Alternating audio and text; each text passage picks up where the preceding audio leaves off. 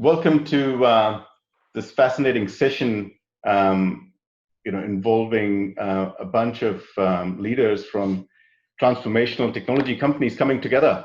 I'm really excited, and at Ecosystem, our focus is, and our mission is to democratize research and advisory.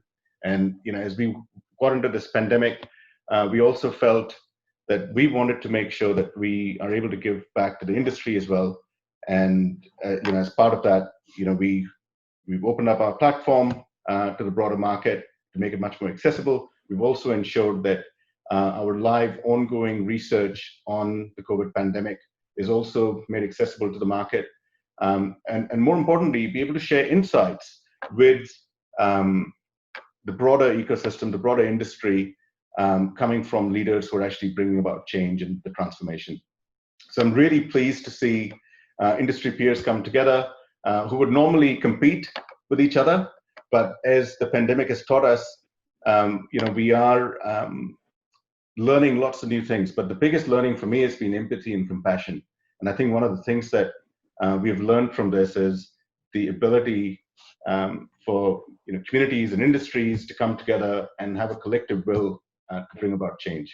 And I'm really pleased to have four industry leaders who are shaping the technology industry in different ways to come together and share their views on a theme. I think that's really, really critical, right? And I've always maintained in the last couple of months, as I've presented or spoken at different sessions, that we're not in an economic crisis. It is a humanitarian crisis, and the economic crisis is a fallout of that. And what that means is the biggest impact is on people. And people being obviously ourselves, our families, but our teams, our customers, our partners. And we know for sure that obviously at the moment most of us are sitting at home and dialing in on video, but we know that that's not going to be permanent. But we do know that there will be some things that will become permanent. There will be some things that will be the new normal, and there'll be some elements that will go back to the way they were. We don't quite know how it'll evolve, but I'm hoping that through this conversation that's facilitated and hosted by Tim Sheedy, our principal advisor focused on the future of work, but also AI and automation as his core area of focus, we're able to provide some insights and get perspectives from each of you on what that might look like in terms of the way we work in the future and the way we engage with our teams, our businesses, our customers, and our partners.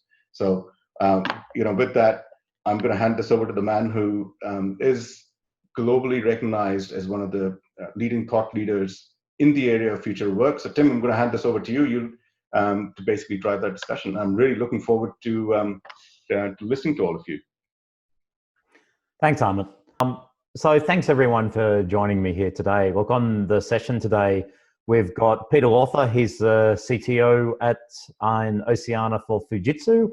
We've got Mike Horton. He's the local general manager, executive vice president for HCL. We've got Sumit Nurpuri, the chief operating officer, Southeast Asia, Hong Kong and Taiwan for Capgemini.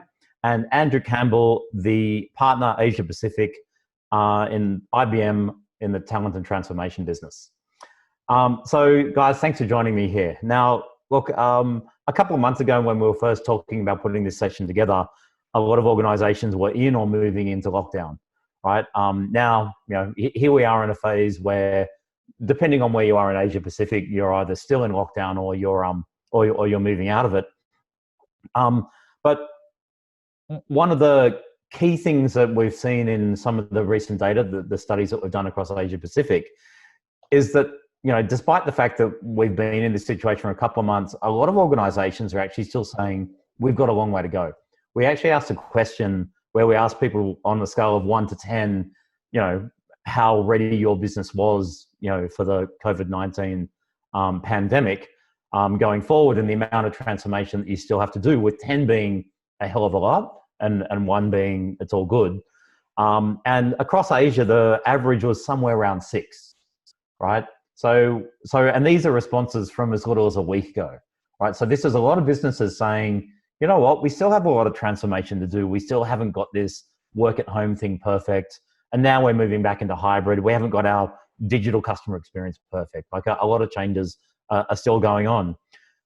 So, originally I was thinking about this, I went, well, who are the businesses who are probably best at this, right? Whose businesses perhaps depend on the successful transition of their IT staff from the office into home environments.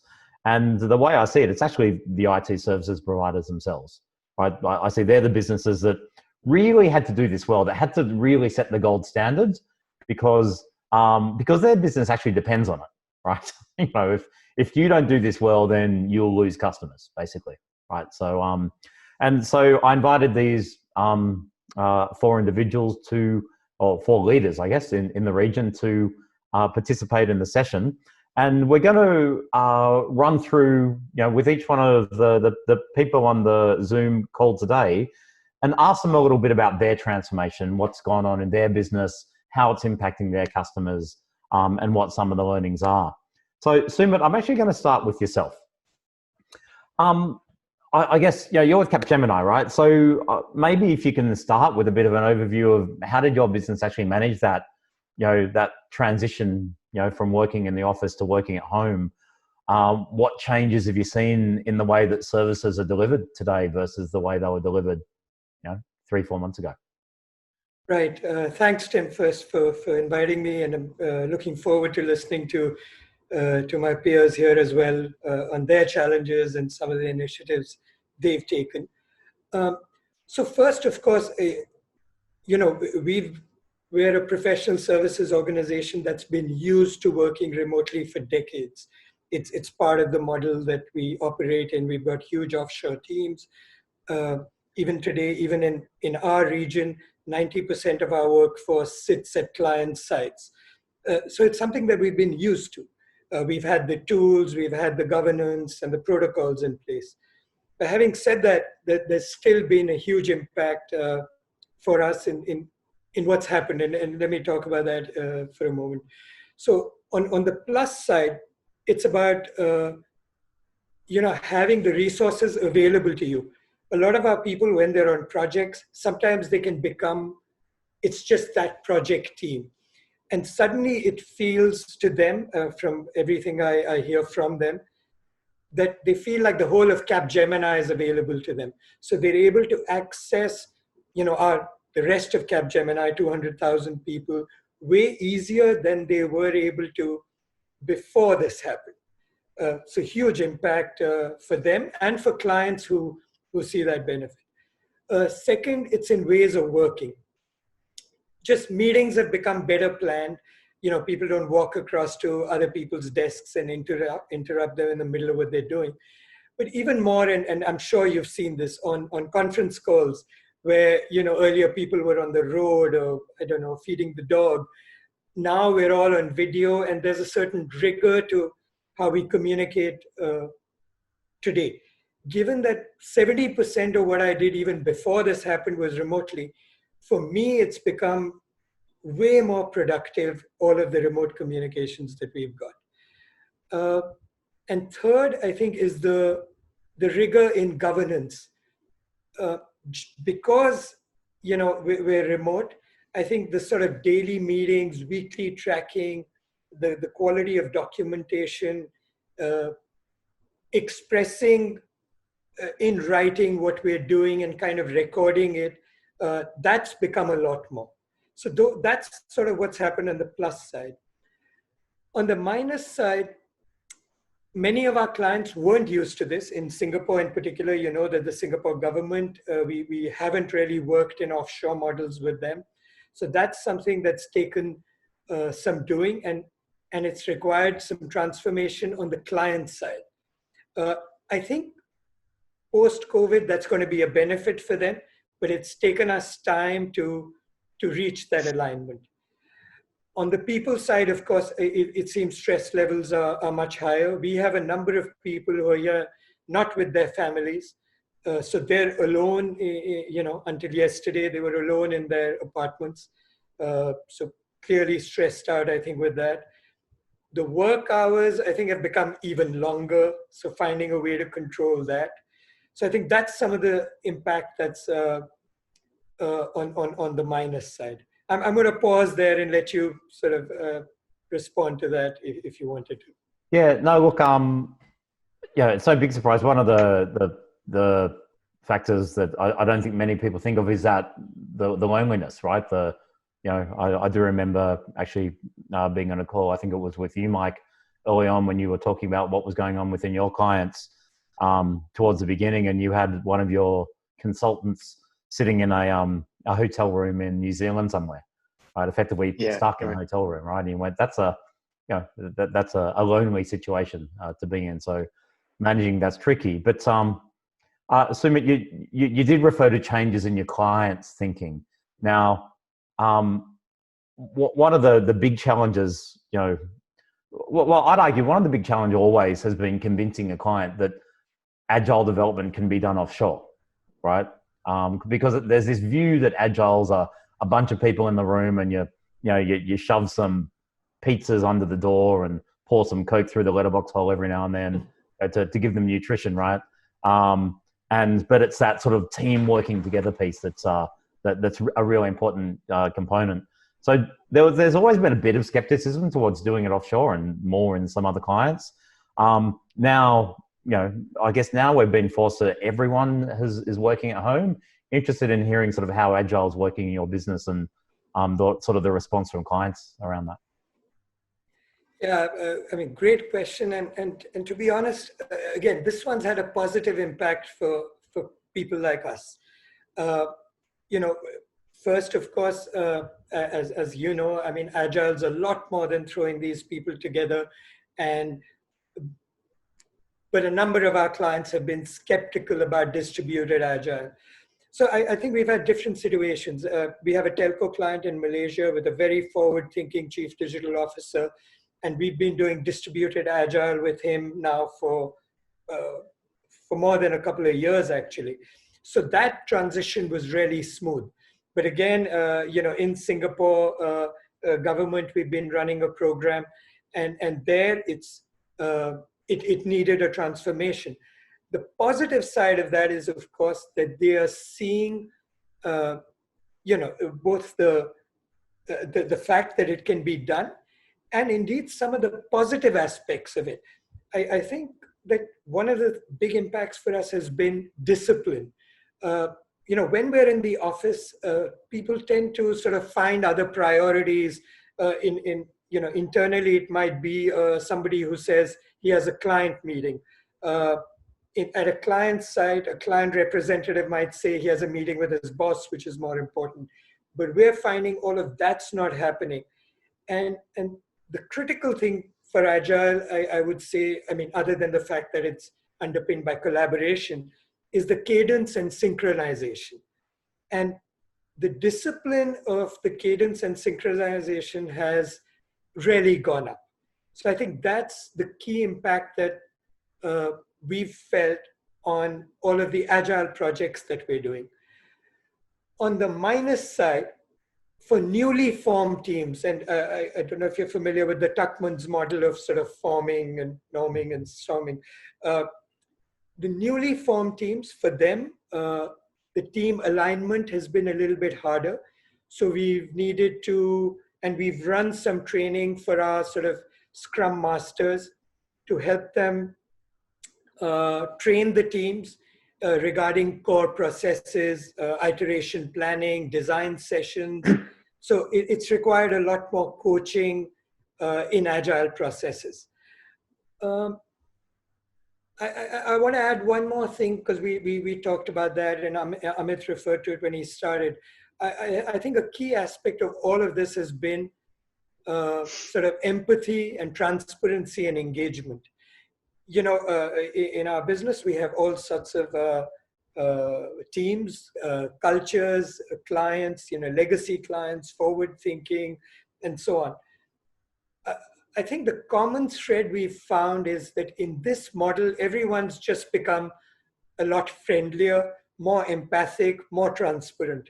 So I'm almost seeing, we are more productive. We're almost seeing better productivity now than before. Interesting. So thanks, Sumit. That's fascinating, and I'm hoping some of the clients really do start to understand that that this can actually be a more productive way of working. And I think for a lot of us, the challenge is going to be keeping that productivity up as we move back to this more hybrid way of working. But Peter, I'll move across to you now. So the transition for Fujitsu, Australia and New Zealand, I guess, how did that work for you? What were the learnings? Can you maybe talk about any specific clients that you helped, maybe you helped them with the transformation themselves and how that worked for them? Thanks, Tim. Yeah, I mean, in terms of Fujitsu as an organization, as a global organization, I guess part of the dealing with what happened in the pandemic really was around the phasing and staging as the pandemic hit different parts of our region. Obviously, Australia and New Zealand have gone into different responses in terms of shutdown and the way in which our staff can work, and part of the challenges around those staff workings is that it all happened at once. So I think if you think about as a business how we responded, it was almost every business continuity plan we ever had all happening at once. It was every office location closing down. It wasn't an office-based incident or a city-based incident. It was actually two whole countries where we had to rethink how our staff worked, how our staff collaborated, how our staff continued to work with customers who were going through exactly the same thing. So it was quite a large, challenging type of activity to respond to that quickly. Like Sumit said earlier, as a global organization, we'd all been used to collaboration tools and the ability to work from home for some time. But the challenge we had was scaling our environments to cope with everybody working remotely at the same time. So, where we kind of consider maybe 20-30% of our staff might be logging onto a VPN at any one point in time of working remotely, all of a sudden we were at 80-90%. So for us, that was a challenge. So we had to go through quite an aggressive set of activities, both here in Australia, in New Zealand, and in other countries that we kind of support. I mean, the way our delivery organization works is we don't have the context of offshore resources and onshore resources. We have a one delivery. So our resources that might be sitting in India or sitting in Poland or sitting in Germany or sitting here in Australia or in New Zealand, in fact, they're all part of a single delivery function. It just so happens that they're in different physical locations. So for us, we had the benefit of being able to draw upon resources in different locations with the same skill set that followed the same processes to do some of this activity. And that was really where we kind of started our process. And I guess for me as an individual, my role as CTO tends to involve quite a lot of travel. I would probably say 75% of my time was probably spent traveling to meet customers, to run workshops, to be part of kind of project type activity. And for me as an individual, it just stopped on on a single day, and that completely changed the way in which I operated and worked with my teams. So rather than face-to-face interactions, we were doing Teams or Zoom-based interactions. We all went through, and I don't know whether it's the same in some of the other regions and some of the other representatives on the call. We went through the period where the schools closed and everybody had a child in the background, and and it was a case of how do we support our employees while they're trying to look after children. One of the things that we did was, as part of my team meeting each week, those people who had children, we set like a children's task. So at the beginning of the call, we'd set a children's task, and the children would go off and do that task for an hour while we did our team call. And then the last 10 minutes of the call, the children of the parents that are on the call came back and presented back to the Teams meeting and the Zoom meeting what they'd been up to. But it was a mechanism for us to kind of make sure that we were involving our staff and understanding their current situation and trying to make it as accessible for them to work as possible. We obviously had challenges as well because we closed down the offices and somebody took their laptop home. But some of these people were used to working with two monitors, with keyboards, with mice, in a location with a comfortable desk, and all of a sudden they were sat on a bed or in a kitchen or hiding in a dining room. So the other aspect or the other kind of immediate response we did was to look at, we had all of the equipment we needed. It was just in an office location. It just needed to get from an office location to a home location to allow them to continue to work and have the right ergonomics in their environment. So again, we were lucky that we've got a national deployment function. So we were able to get that equipment out to individuals, and we were also able to coordinate with them for individuals to come and collect. So I'd say it was challenging, but it was one of those really interesting challenges about how a business and how our staff responded. And like Sumit said, the response from our staff has been overwhelmingly positive. We're really lucky as well in the sense that we've not had to let anybody go. We've moved on and we've tried to work out how we best utilize our staff, around the globe as well. Cool. And I'll hand it back to you, Tim. Yeah, so look, I know you're making all this transition while at the same time you're transitioning your clients too. Are there any sort of examples you want to talk about there? Yeah, I mean, if I use a couple of examples from New Zealand, so I'll use two examples. The first is something we did with the DOC organisation, a government organisation in New Zealand, and one of the things that we've been working with them on already before the pandemic hit was an AWS-based environment for virtual workplaces, because they had a 3,500 workforce which were very much out in the field. And what we needed to do was to provide an expansion of what they did, because they were no longer able to come back to centralized office locations to do the processing and the activities that they needed to do. So for us, it was about the scaling up of that for the Department of Conservation. And as part of that activity, what we actually did is we accelerated their program, which was already in place. And in the space of sort of 4 days, 5 days, we rolled out 3,500 virtual desktops to them. But it's, to use that as an example, it's not the first time for somewhere like New Zealand where we've had to respond in that way. So probably 2 years, I think it was November 14th, I think it was 2 years ago now, that there was the large earthquake in New Zealand. And again, we had to do a very similar activity there. We had to roll out a desktop environment for remote working when a lot of the office locations in New Zealand become actually, you physically couldn't use them anymore. So for us, what we see from our customers is that when it comes to an emergency type situation or a pandemic, as this case may be, it's about their individual staff's resilience, and it's the resilience of those individuals to adopt new ways of working, which is really kind of, we can throw technology at anything, but it's actually the people who use the technology that run the business or provide the service. So it's as much about that cultural aspect. And again, through both of those projects, because there was a need, and the culture of the organization was in a position where it was founding, the adoption of technology was much easier than in an environment where there isn't that propensity or that reason to act. So for us, we found in those two scenarios, the adoption of technology is accelerated, and the use of the technology actually becomes much more valuable to the business.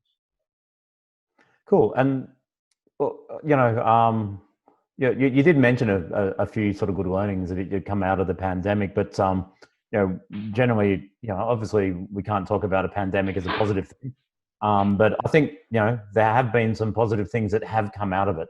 Is there anything in specific that you'd like to talk about in Fujitsu?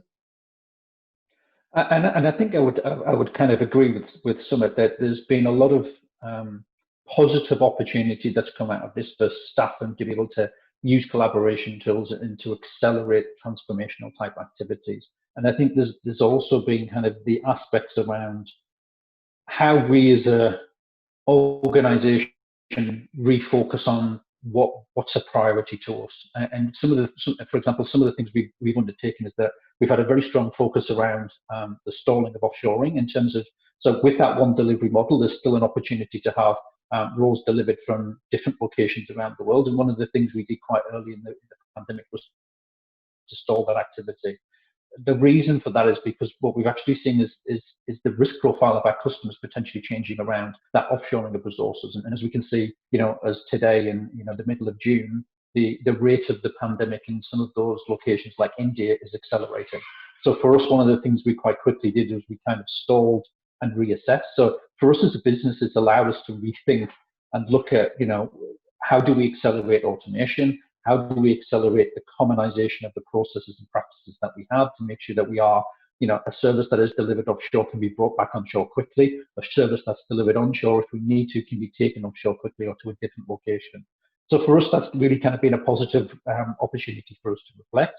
The other aspect we've looked at as well is that, like everybody at the moment, there's a changing pattern of demand, and some of our demand that we were expecting has changed.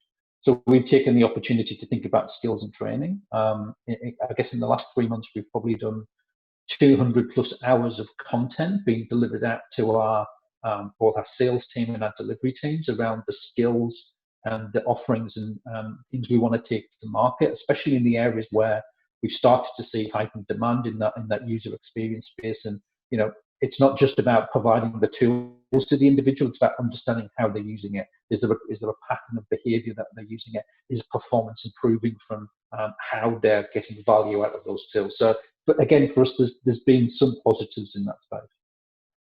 Cool. I actually think one of the other really important things that I'd love every business to take out of the pandemic is this attitude of we can do it and we can do it quickly, right? I was speaking to, I ran a roundtable a couple of days ago with a bunch of CIOs, and one of them was talking about their digital workplace, and he said, we took a 2-year plan and we delivered it in 5 days, right? And this is a government organization, and you're going, why was it going to take 2 years if you could deliver it in 5 days, right? And obviously there were probably good reasons why it was a 2-year plan at the time. But I think a lot of us have, we're getting out of our own way in delivering things quickly. And I'd like that to remain as a capability, right? That I know, look, a lot of us on the call, we're on Zoom now, right? A lot of us use Teams, etc. We use Teams also in Ecosystem, and about 3 weeks ago, I was having a whinge about one of the features in Teams that I thought was not great. And then literally a week later, it was fixed. It's like they were listening to me, right? Like the rate of change, the rate of upgrades of Zoom, for example, the security, like the security they've underlaid underneath this platform, right? Whilst tens or hundreds of millions of people are using it, they've managed to upgrade it on the fly, right? So it's the new features, new capabilities. There's this new expectation, right, that we can deliver things at pace, right? Particularly using technology. So I'd love organizations to be able to continue on with that thinking, and continue to deliver great customer experiences, great employee experiences as they're required, not as the budget or the plan dictates. So thanks for that, Peter. Look, Andrew, I'm now going to move across to yourself. So IBM, obviously a very large organization across the globe and here in region. What have you guys done to sort of effectively start to move? Well, how did you move people to home? And perhaps a bit of an unprepared question is, what's the thinking going forward as to how it might work in that hybrid world? Sure. So, I mean, just echoing some of the sentiments that, that my peers have mentioned here today as well, right? A lot of it's about having the right infrastructure, the processes, the plans in place there to kind of keep everyone, working effectively in a remote environment, right? And it's all about, business continuity and having your business continuity plans. And, we can only keep our business running if we can keep our clients' business running, right? And keep things as business as usual as much as possible, right? And so, to take an example, we have obviously huge delivery centers around the globe there, right? Around 60 or so centers globally with tens of thousands of people working there supporting our clients, more than 800 clients across 40 countries, right? And within 10 days or so, we're able to shift that entire population to work from home with essentially no degradation in delivery capacity or service level agreements or clients' operations or expectations, right? I mean, we kept payroll running for our clients. We kept, helped them close the books for those clients whose F&A we support, right? And we kept projects going live as well, right? And I think that, at IBM, obviously, like the peers on the call here as well, working remotely is something that sometimes we take for granted, but I think there were definitely some lessons learned there, both for us and for our clients as we went through this as well, right? When I talk about those infrastructure and tools, some of it was the devils were in the details as well, right? So, for example, we had a client in Malaysia that had to get their workforce, working virtually and working remotely as well, right? And when I talk about those details, right, it came down to even Wi-Fi adapters and dongles to make sure they had stable connectivity, call routing to individual mobile phones, soft phones installation, setting up internal chat groups as well, and the full stack of online collaboration tools, right? So it was beyond the things that we typically think about when it comes to these type of these type of activities and these type of tools. So lots of lessons learned there, right? As much as everyone's got their business continuity plan, I don't think anybody had the working virtually in a global pandemic manual that they were going to pull off the shelf, right, and execute upon as well, right? So, but definitely lots of lessons learned and things we've been able to at least keep our workforce, working effectively throughout this pandemic and ensuring business continuity for our clients as well. And one of the important things I think you alluded to with that client in Malaysia is that as IT firms, we're all used to working at home. Well, I've personally worked at home for most of the last 10, 15 years, right? And you start to believe that everyone does it after a while and that it's an easy thing to do. But I think one of the data points from our study is when we asked organizations, what are the big things that you did during the pandemic, is around 50%. So the number one thing they did was allow employees, set up the ability for employees to work at home. And you heard that, set up the ability to work at home, right? So this is half the businesses in Asia that we spoke to didn't have the ability for remote working, right, at all, really. So, there's definitely a big mix of maturity out there when it comes to organizations.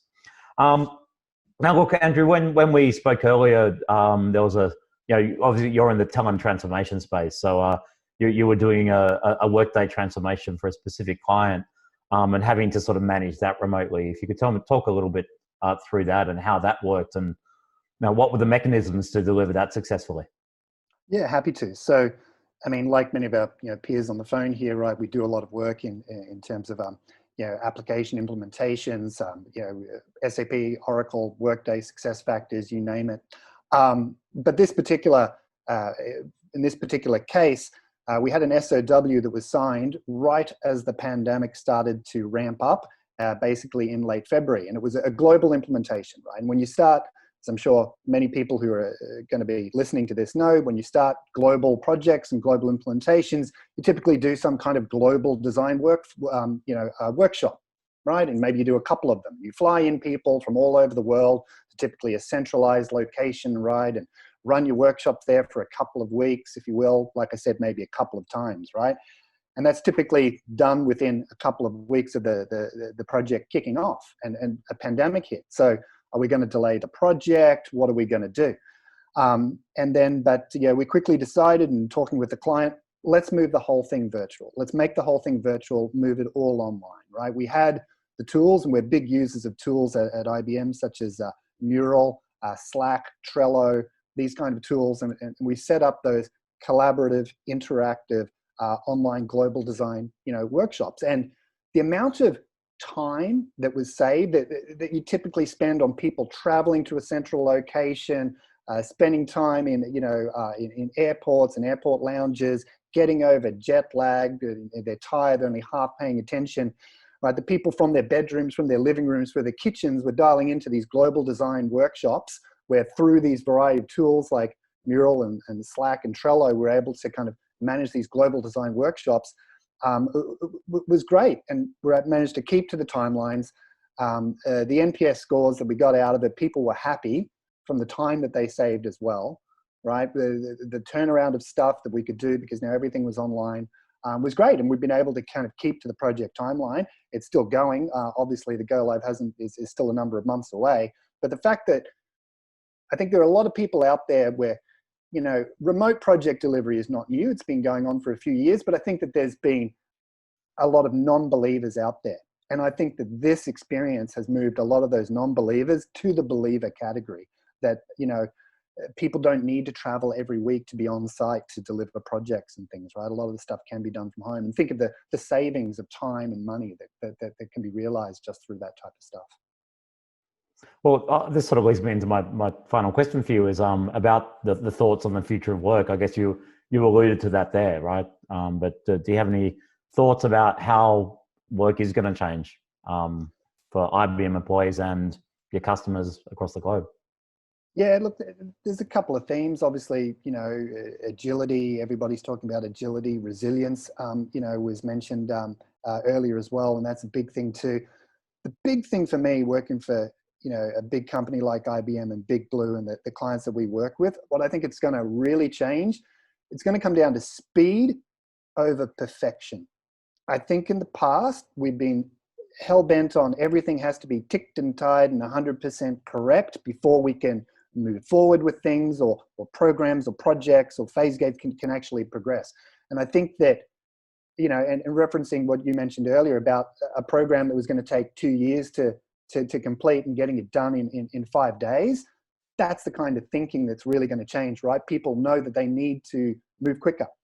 And if there are things that are imperfect and things that aren't 100% accurate, as long as we kind of understand what they are and can table those, that's okay. Let's move forward. Let's go. Cool. Thanks, Andrew. And Mike, moving to yourself. I've heard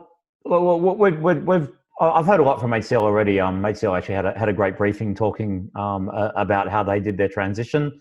Thank you very much, and some really interesting stats and data came out of that. Can you talk about some of the tactics that HCL used in your move at the beginning of the pandemic, and again, perhaps what might be changing at the moment too? Yeah, sure, Tim. So a lot of very similar themes to what we've been hearing from our counterparts here. And so for me, the big day was Friday the 13th of March, so Black Friday. We were all working in the offices as per normal. And it was that evening we announced for Australia and New Zealand, we're going to be working from home from Monday. And so that following Monday, everyone worked from home. And within the first week, across the globe, actually, we were running at 92% working from home. Within Australia and New Zealand, by the end of the week, we'd got to 100% working from home. And I was waiting all the time. And I think it was Peter that was talking about the earthquake in New Zealand. To me, it felt like we'd had an earthquake. You were waiting for the walls to crack. You were waiting for the building to start tumbling, but it didn't. And there was no impact at all to the service delivery. In preparation, how we prepared, so HCL started a crisis office back in late January, which I think showed a lot of foresight in preparation for what was going to happen, because at that stage, I don't think any of us realised the impact it would have and how quickly things would shift. And part of that, they established guidelines for working from home, enabled HR so that people could put in expense claims about getting furniture. There was online forums established. There was apps that were put out so that people could flag that they were working from home. So all the back-end controls were put in place. And I think that really helped. And then probably the other preparation was, with that, we didn't need preparation, because as we've been speaking already through the various organisations here, everyone in some part had been working at home at some stage. And therefore everyone had the equipment to do that. And it didn't matter what role they had in the organisation. Everyone had decent laptops, decent phones, good network links, because they were used to working at home, although for a very small component. But the transition was done extremely smoothly. And I was incredibly surprised. But when you look back on it, you can see what had happened to prepare us for it. So a couple of things that we had to do with the customers, and most of it was around ensuring that we had the contractual side of things covered, that we invoked for some contracts BCP that actually allowed working from home. Where we couldn't get that, we got extended permissions to do that, and we're still going through for some customers and renewing those permissions, so the actual contract hasn't changed. So generally there wasn't any real contractual issues at all that weren't overcome. And obviously the customers had great incentive to work with us very closely on this. So yeah, it was an amazing transition. I agree, and I think, Sumit, you were saying earlier you believe that the amount of work that we're getting through has increased. I believe that's the case. but we're now starting to see perhaps an inkling of stress that's coming in, people working too long, because it is so easy to keep working, and we've got to watch that. And I think, there's been a real swing to one extreme, and we've perhaps got to bring that balance back a little bit. And we'll probably need to start ensuring people take leave, or have some aspect of their life where they're getting the right, I would say, balance. So all in all, very well. Just a view from the customers, on the whole, most customers themselves transition quite well. We obviously had some customers that are very hard hit, particularly in the airline industry. So we worked with them quite early on, cut back our scope, cut back our billing, and worked as best as we could to, work in with what they need to do now at a much reduced rate. So there was that side of it. There was an excellent story. There was a council, a very large city council in Queensland, where the CIO had pushed very strongly that their entire organisation move over to Teams in December. She had no idea that COVID was coming. And within 7 weeks of that exercise being completed, that council was operating entirely because of that change that she'd put in place. And if that hadn't have happened, they would have been dead in the water. So there's those good stories. I have been surprised with some of our more traditional and large organisations in Australia where they haven't been able to work from home, and a lot of it has come down to their technology, their deployments, and it's also with legislative requirements, etc. But disappointingly, some of the bigger and more traditional organisations have not coped well with it, and so we've got to work with them to help them get through it. But all in all, the transition was done very quickly, very smoothly, and with that earthquake coming, I didn't see any cracks, which was fantastic. Cool. Well, one of the things I was a bit fascinated out of our earlier discussion, Mike, was the way you were sort of reshaping the thinking around around the pandemic and the way we provide services, and you were bouncing around this idea of the human cloud. Interested in sort of hearing some of your thinking around that. Yeah. So, and I think a few of the other guys have mentioned about the ability to offshore, bring it back onshore, and move around. So we've clearly had to take a different attitude. And so when I say we, that's us jointly, HCL with the customers, on how we service the different requirements.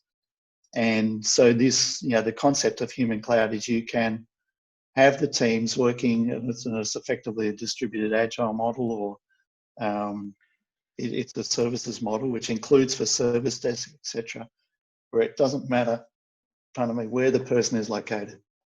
And they may be in New Zealand, and in our case, we're setting up a service desk at the moment in Hamilton, or it could switch over to Sri Lanka, it could move to India, it could be supported from somewhere in Europe. And we need to do that for the continuity, because I think it might have been Andrew was mentioning, the numbers for COVID infections are dramatically increasing in India. We're even seeing sickness occurring in our own workforces. So we need to be able to move the workloads around to adapt to where that work can be effectively worked from. And then the other thing that we're changing our thinking now is when you approach a new opportunity, or even how we reapproach existing customers, we look at using automation first. So typically when you go in to design a solution, you always think of the human aspect first. We're working very hard to move our thinking to automation first, and then supplement it with the human side of it as a backup. So, that's definitely a change that what we've got to do. And then the other side is being an Indian heritage company. We're very used to moving people from India to Australia to fill the roles that we need in either new engagements or growth or replacements. And that's not so easy now, and it's not going to be easy going forward. So we're also looking at how do we start recruiting at the lower levels in our organisation. And so at the moment, we're in the middle of planning to go to a dramatic increase in taking, at this stage, we're looking at taking year 12 kids straight out of school and running them through what was a traditional traineeship program where they learn on the job, they do either their TAFE training at the same time, or they do their part-time university studies. And we're going to have to set it up as a program that for that traineeship is going to run for 4 to 8 years. So, and we need to start investing in that now, because we're just going to run out of IT resources in this country otherwise. Yeah, you're right. And I think that's probably a similar story across a lot of countries in the region. Yeah. Look, I'm now going to move into some conclusions. I'll be moving around each of you pretty quickly with this one. I guess what's the single takeaway from the whole COVID-19 pandemic, changes in your organization?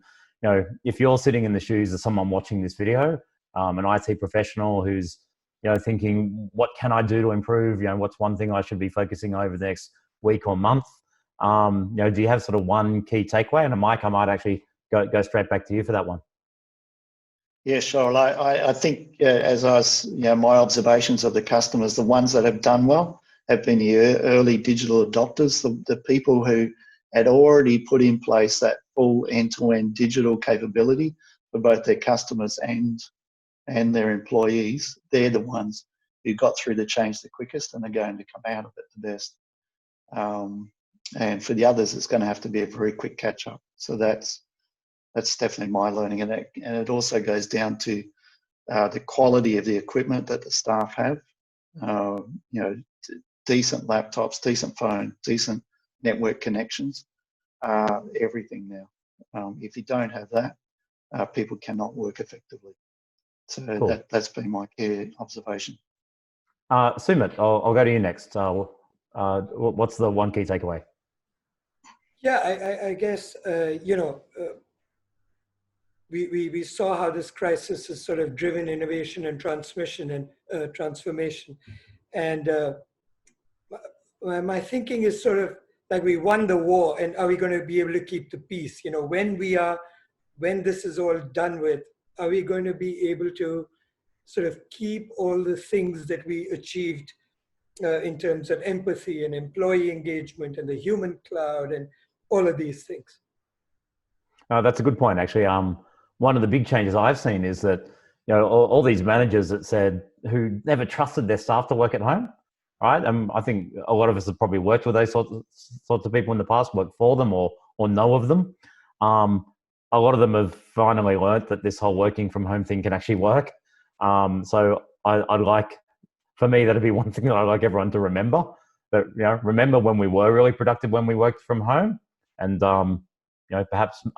And coming back to your point, Mike, about the automation piece, it's one of the changes I'm seeing in the thinking is that, the old way of doing it, I've got a business problem, so I hire a team to fix it for me, or hire a person and they hire a team and I give them a budget and they fix it. Now there's this automated thinking of how do I automate this outcome, right? Because suddenly my empire doesn't mean as much anymore when I'm sitting in my home office, right? And I don't sort of get my view over my growing team. That somehow makes me feel more important. So I think that automation piece, I'm hoping, does stick around. Peter, what about yourself? What's your thoughts on the sort of the one takeaway coming out of it? Reflecting on what everybody said, I think for me, it's clear that we've all experienced a very similar thing, which is a very aggressive acceleration of transformation and adoption of new tools. I think for me, it's time to take stock and think and pause and check that we've done it in a way which maintains our security, in a way that makes us safe moving forward. And I think what I'm starting to see with the difference between organizations now is that those organizations that have a good understanding of the data within their business and how that data can be used to understand the impacts that have happened with their business are starting to have much better clarity on their scenario planning about what do we do if there's a wave two? What do we do as an industry if that wave two means we've got a different exit from that? What does that mean for us as an organization? So for me, I guess the one thing I would take away right now is it's time to think about those scenarios. It's time to think about, have you got the data assets in the right place to be able to make those decisions and build those scenarios? And I think it's like everything. The small shift, which may feel like a massive shift that we've made over the last 4 or 5 months, will likely have a long-term effect on the way in which we work, in the way in which society works. And that might actually have a ripple effect in the way in which our CVDs are structured. It might have a ripple effect in the way in which we think about supply chains. We must start to think about micro supply chains in regional communities here in Australia, about bringing things together and actually changing and reducing the dependency we have on some of those monolithic supply chains, and maybe even reliance upon some of the larger IT organizations like we all represent here today. You know, this may be the start of the era of the mid-sized enterprise supporting the mid-sized business in a micro supply chain organization, and we as large organizations may need to also start to think about what the long-term effect on our business is. Yeah, I agree, Peter. And look, yeah, backing up your point about this, stopping and taking stock. I've been working on a presentation today for another session I've got next week, and I included a quote from the roundtable, or from the pre-discussions of the roundtable, from a CIO, where they said, "We moved our employees to cloud-based everything in a hurry so they could work at home and on their own devices. We're still working our way through the security, identity management, compliance, backup, and record management issues." Right? So they're going, we got there and it works. Now we have to make sure it works in an enterprise way, right? So I think that's a lot of work we've still got ahead of us. And Andrew, finally, from yourself, what's your sort of a key takeaway? Yeah, and I think just echoing some of the sentiments that were said earlier, right, is to, is empathy is going to be that big buzzword, at least in the, for many leaders and managers kind of going forward, right? And me working in the talent and transformation space as well, right? When I speak with CHROs and people out there, right, it's a big part of the dialogue that we have with them as well, right? I think that people, so many people have been impacted, right? And that everyone's still figuring out what that new normal, or new abnormal looks like as well, right? As we have to understand the situations and the struggles and the challenges that people are going through as well. I'm optimistic. People are resilient. Businesses are resilient. I think we'll all be resilient as well, but there's a tone of empathy there that's needed kind of going forward as well. I think it's going to be a new leadership attribute as well that that people are going to talk about and identify with going forward. Awesome. Thanks. Well, I'd like to thank everyone for participating. You've all brought some fantastic insights to it. One of the things I'm always aware of is that, yes, there are organizations like ours that are doing many of the things that we're doing, particularly what you guys are doing. But then there's organizations all across the maturity spectrum. And I think there's, you've all given a lot of insights and a huge number of takeaways, things that people can learn, do differently, and hopefully reflect on as, for the lucky ones, like us in Australia and New Zealand, moving to the hybrid workplace, and the other parts of the world that are still very much in lockdown, but there's still some lessons we can all take away. So thank you everyone for participating. Really appreciate your time today.